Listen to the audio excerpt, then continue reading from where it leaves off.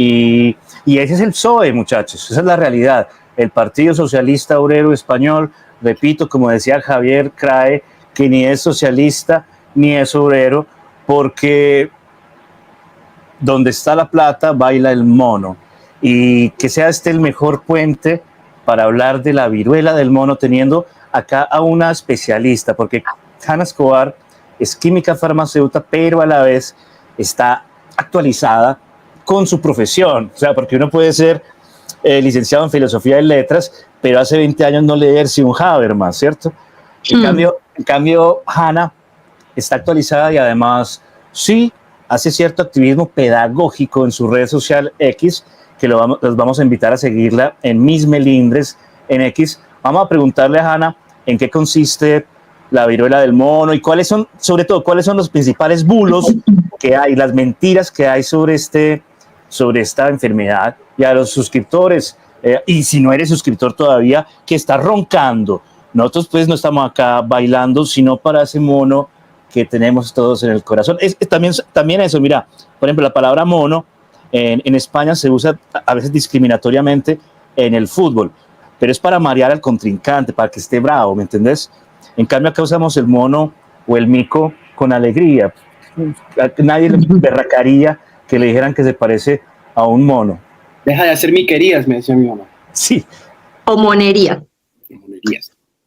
Bueno, el tema de la viruela fue porque, y muchas personas de hecho se empezaron a preguntar, yo lo vi en X, sobre todo, me imagino que las otras redes están igual, porque la OMS lanzó una alerta de emergencia mundial, de emergencia sanitaria mundial. Lanzar una alerta de emergencia sanitaria mundial no quiere decir que se viene otra pandemia, ni mucho menos. Es simplemente que hay una posibilidad como de crecimiento de esos casos. Y que pues los casos se transmitan y traspasen fronteras, pero no es otra pandemia, que eso es lo que ha pensado también mucha gente. Silvio Gustavo apagó la cámara, entonces estoy yo como con la visual, estoy acá, estoy sola, pero con la visual de la cámara apagada. Entonces, la cosa es que a raíz de los medios, ustedes saben que los medios viven mucho del clickbait y todo lo demás. Entonces, con el anuncio de esta emergencia, los medios pues empezaron a publicar una serie de informaciones alarmantes, la gente pues empezó a compartirlas con mucho temor, a hacer muchas preguntas y he hecho cosas que tienen mucho sesgo, que además llevan a la segregación, porque entonces dicen como no, es una ITS y solo le da a personas de la comunidad LGTBIQ+. No es así, o sea, eso no es así. La única transmisión que tiene la viruela del mono no es por contacto sexual, es una de ellas. Pero adicionalmente es un virus con el que nosotros de alguna forma ya coexistimos y lo venimos teniendo desde el pico que ocurrió. A ver. ¿Cómo así? ¿Cómo así? A mí no me viene a decir usted de la noche a la mañana qué virus tengo yo o no, señora. ¿Cómo así que yo coexisto con un virus y yo desconozco quién es? No coexistes porque lo tienes, sino que ya está, o sea, ya está acá. ¿Qué pasó? Que hay una nueva cepa. Entonces hay una nueva cepa que surgió, pero realmente la transmisibilidad es baja. No es como el coronavirus, que esa tasa de transmisión era altísima y eso se contagiaba pues de una. No, digamos que esta tiene más margen de maniobra. Y también tiene algunos síntomas que son como síntomas respiratorios y otros síntomas que son síntomas dermatológicos, pues que se generan como unas ronchitas y unas pústulas que pueden ser heridas, pueden ser dolorosas. ¿Qué pasa? Normalmente una persona con un buen sistema inmune puede salir de esa virosis rápidamente y tranquilamente, con cuidados pues, de una virosis convencional en su casa. Pero hay unas poblaciones de riesgo. Entonces la preocupación mundial, como siempre, cuando hay una emergencia, es porque las poblaciones de riesgo son más vulnerables. En COVID nos metieron muchísima desinformación, pero en COVID también había unas poblaciones de riesgo y esas eran las poblaciones que había que proteger. En este caso también, entonces hay unas poblaciones de riesgo que son las personas inmunocomprometidas, es decir, personas que pueden tener VIH o enfermedades autoinmunes, o que, por ejemplo, tienen que consumir medicamentos para sus patologías que les afectan el sistema inmune. Por ejemplo, las personas de artritis, que tienen artritis, tienen que consumir ciertos medicamentos que bajan esa capacidad de respuesta. Los trasplantados tienen que consumir unos medicamentos que bajan la capacidad de respuesta inmune. ¿Qué otra población es vulnerable? los niños menores de 8 años normalmente, pero es porque su sistema inmune no está del todo desarrollado. Es decir, está relacionado con cómo tu sistema inmune es capaz de responder a esa virosis. Entonces, en esos casos puede ser grave. Y grave significa que van a pasar un muy mal rato, va a ser muy doloroso, algunos probablemente terminen en hospitalización y algunos otros probablemente mueran. Porque la insistencia de esas personas de riesgo, no todo el mundo. Fíjense que las poblaciones de riesgo están muy acotadas, pero además les estoy diciendo que la transmisión es baja, o sea, no es una alerta como el COVID. ¿Por qué hay tanta discusión al respecto del tema? Pues obviamente porque los medios dispararon sus campañas de información generando pánico, eso es puro clickbait, obviamente. Y adicionalmente tenemos a Petro también azarando por ahí el parche, poniendo un post en X diciendo como que si ven, se viene una nueva pandemia por la crisis climática. No tiene nada que ver, esto no está relacionado con la crisis climática, es un virus viejo que, como les digo, ya existe, ya está absolutamente identificado. De hecho, en el mundo se dispone de vacunas para esa virosis.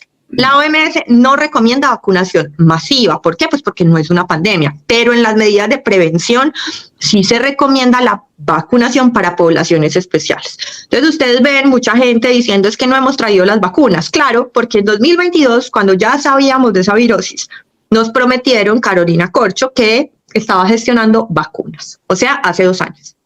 Las vacunas nunca llegaron, se consiguieron unas pocas dosis de unas vacunas japonesas, pero son para un estudio de efectividad y seguridad. O sea, ni siquiera tenemos las vacunas que ya están aprobadas. Ya existen vacunas aprobadas para esa patología, ya existen, ya están en el mercado y nosotros llevamos 2 años simplemente sin gestionarlas. Porque nos dijeron desde el gobierno, es que tenemos margen de maniobra. Ah, claro, sí, si a mí me da viruela del mono, a mí Hanna Escobar, yo voy a estar regia, pues seguramente mi sistema inmune la va a pasar y ya está. Pero las personas de alto riesgo, como son los niños, mujeres en embarazo, personas inmunocomprometidas, no. Y a esa es a la población que necesitamos vacunar. ¿Qué está pasando ahora? El Instituto Nacional de Salud está adelantando su campaña de prevención y promoción, que está bien, que son medidas como pues, las medidas de lavado de manos, cómo detectar síntomas tempranos, cuáles son los síntomas de alerta para llamar o ir al servicio de salud, ¿cierto? Estamos como en esa fase. Se transmite es respiratorio.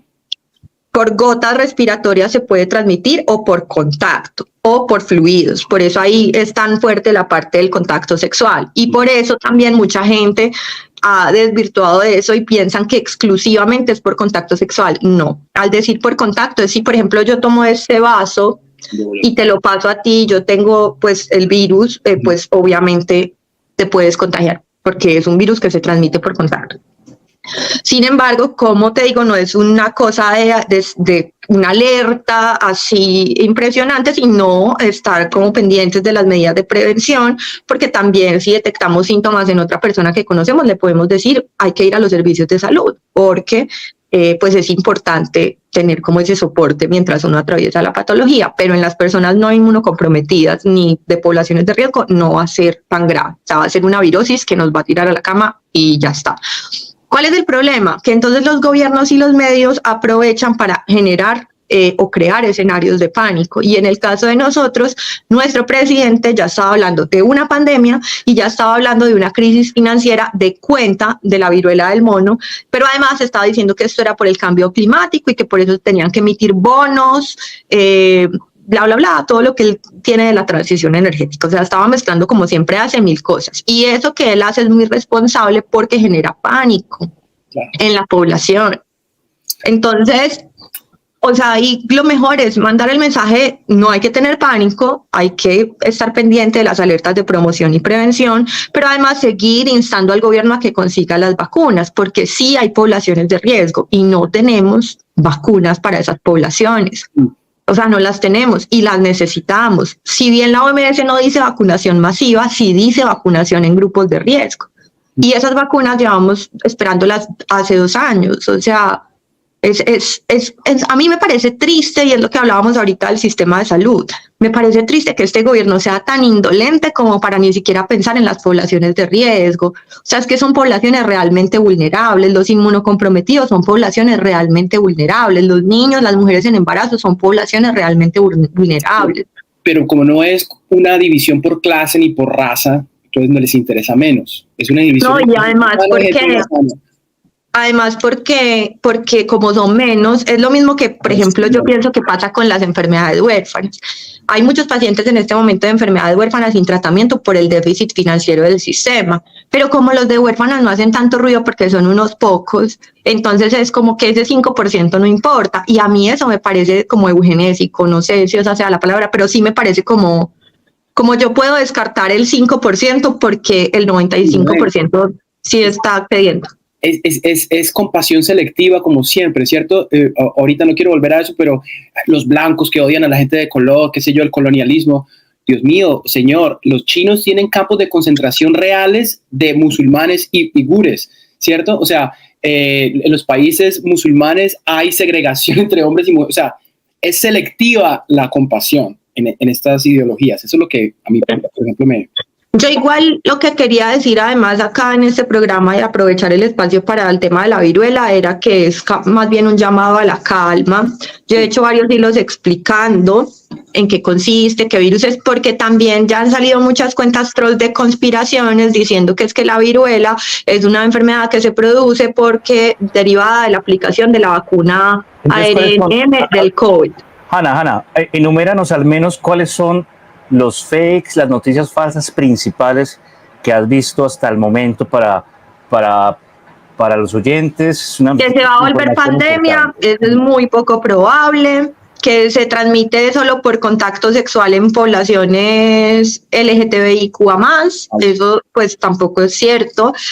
Que ese virus no es un virus real, sino que es derivado de la vacuna del COVID. Eso no es así. Este virus es un virus aislado hace muchos años. De hecho, por eso hay vacunas disponibles para prevenirlo.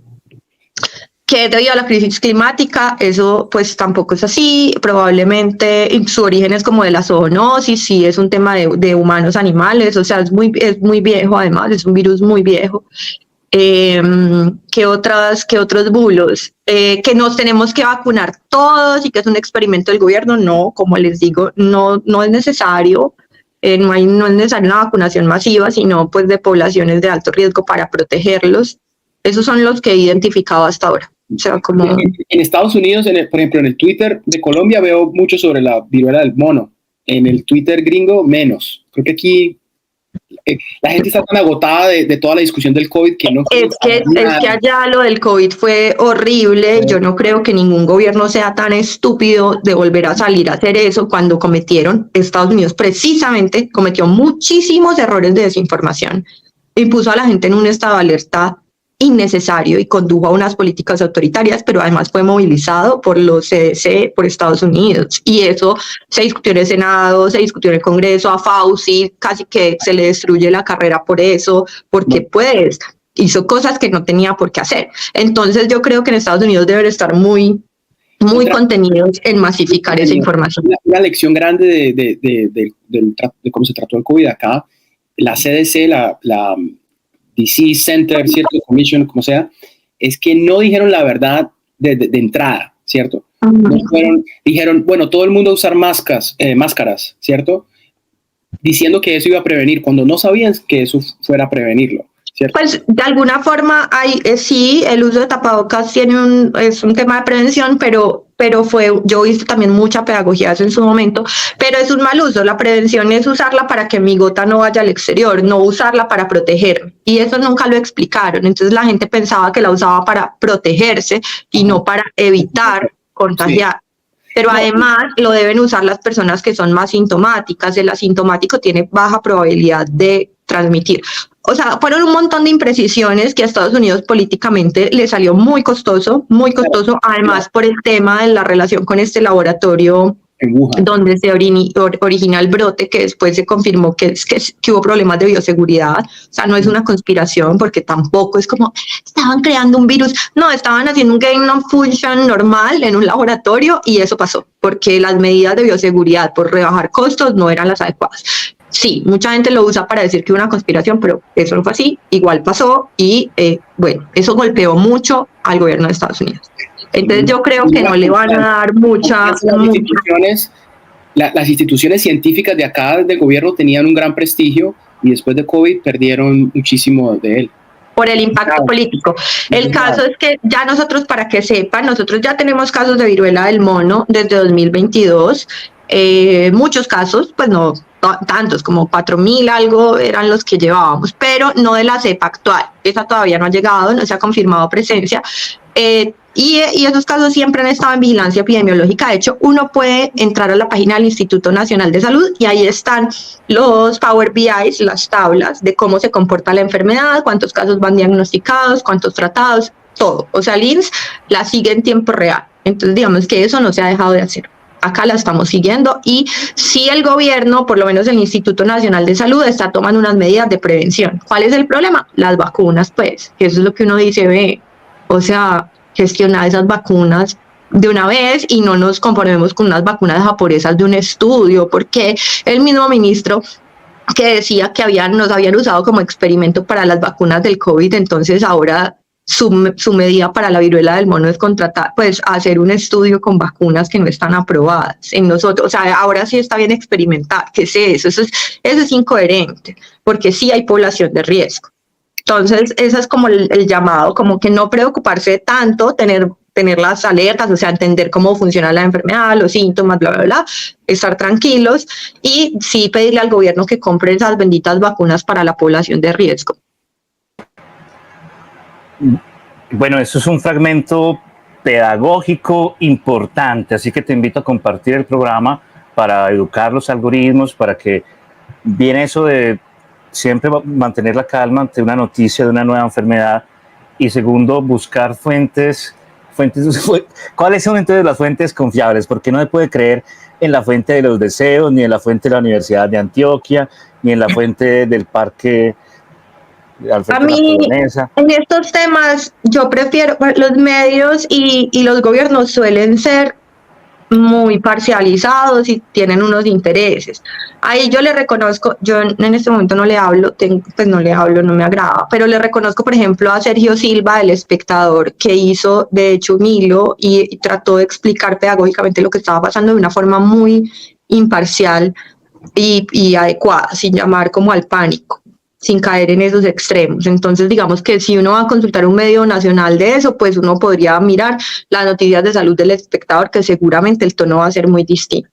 Pero han estado saliendo noticias de todos los medios RD en el tiempo, todos, que no sé quién ya mostró las llagas de la viruela símica y la foto de la llaga, y es como que, pues amigo, o sea, eso no le hace bien a la gente, ni a la salud mental de la gente. El presidente diciendo que pandemia, marica, o sea, acabamos de salir de una pandemia, estamos atravesando tu gobierno y ahora nos quieres también, no sé, condicionar. O sea, eso es muy desgastante mentalmente, eso genera ansiedad. Las personas, acabamos de atravesar una pandemia muy larga.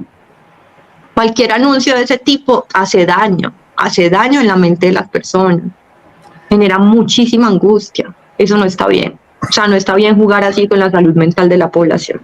Nos debemos un debate sobre esa libertad de expresión de los mandatarios. En las discusiones pendientes, que es nuestro otro programa de debate, acá vamos a poner el banner para que miren nuestros debates. Yo creo que es el momento indicado, muchachos, para que pasemos a nuestra última sección, una sección que he preparado, nuestra nueva sección del programa, que marca una diferencia también entre la calidad del mismo. Y quiero aprovechar entonces para contarles de qué va. Estamos haciendo una colaboración con el otro programa que yo tengo, que es La Barra Contenta. La Barra Contenta, como en la cancha, pero en la radio, del grupo Es Muy Bonito, es muy hermoso ser un buen hincha del Poderoso. En este momento